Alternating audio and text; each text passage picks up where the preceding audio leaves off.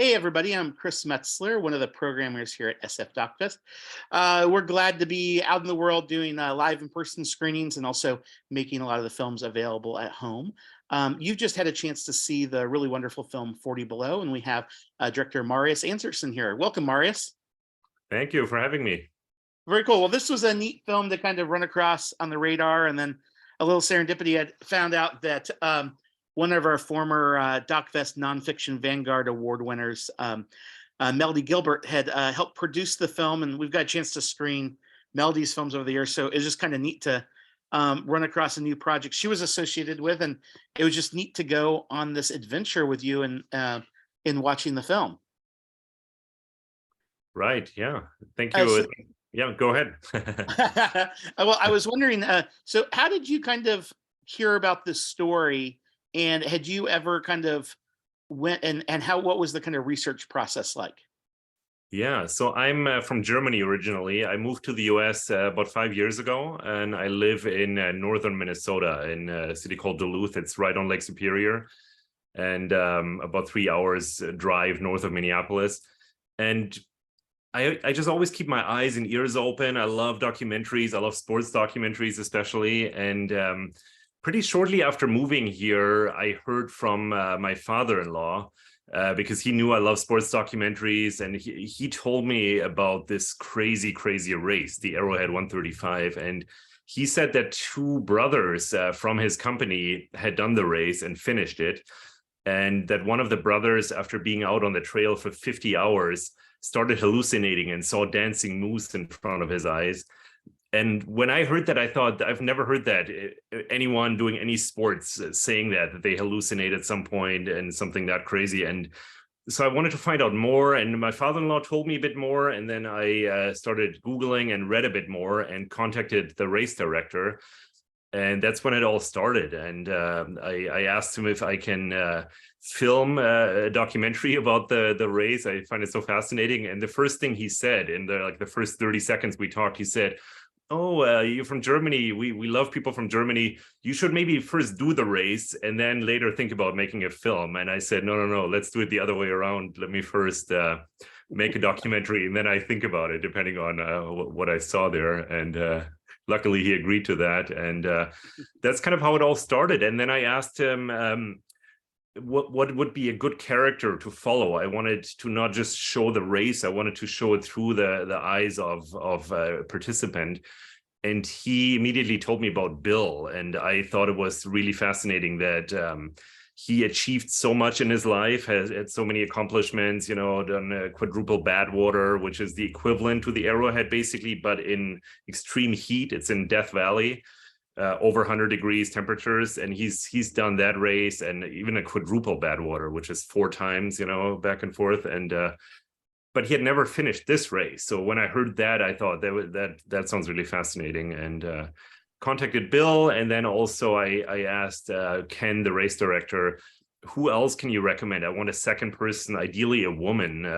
Who could you recommend? And then he recommended Leah, and who actually happens to live also in Duluth, in the same town here in Minnesota where I live. And yeah, that's how it Very started. cool. Well, it raises a few questions. So I guess one is, with athletes, I imagine they want to have a lot of focus and things. And so what did you do to kind of convince them to come on board to allow you to kind of follow them and tell their story? Because I mean, I imagine sometimes the filming process might be distracting. I mean, were they ever worried that that it might interfere with their kind of overall goal?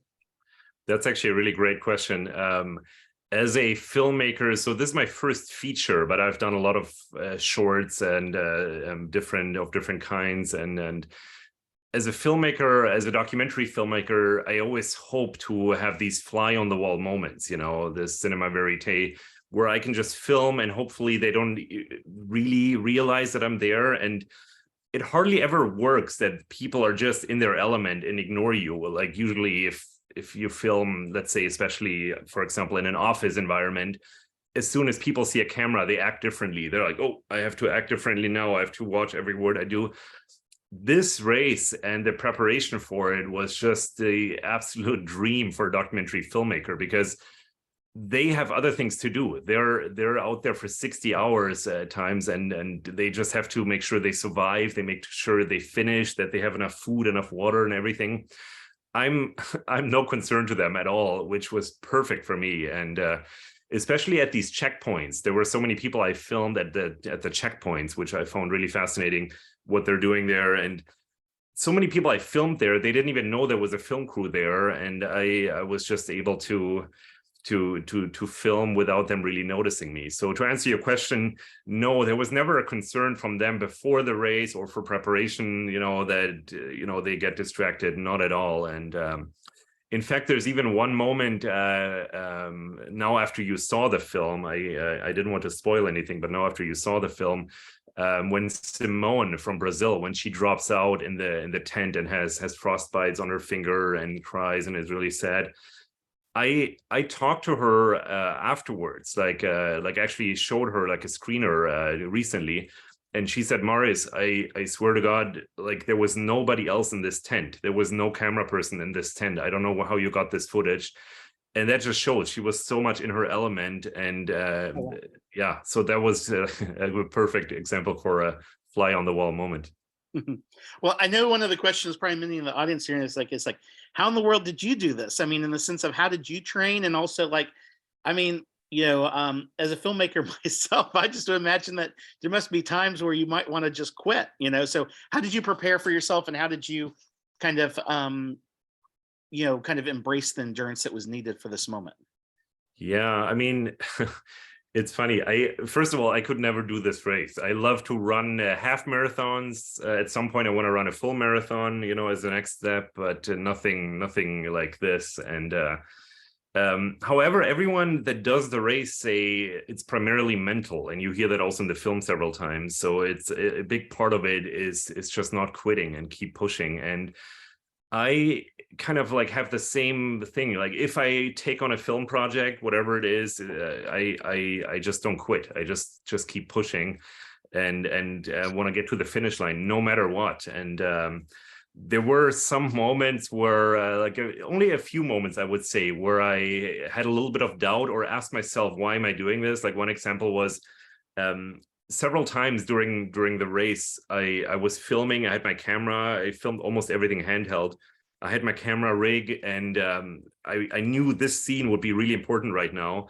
And with the gloves on, at -40 temperatures, with the gloves on, I just realized I can't get to like all the buttons and everything quick enough. And so I sometimes would just take them off and throw them away and just keep filming, and instantly regretted it. But in that moment, I actually didn't really realize it.